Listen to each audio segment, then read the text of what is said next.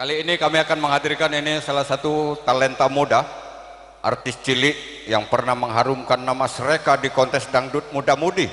Beberapa waktu lalu sempat satu panggung dengan saya di Ulak Pace.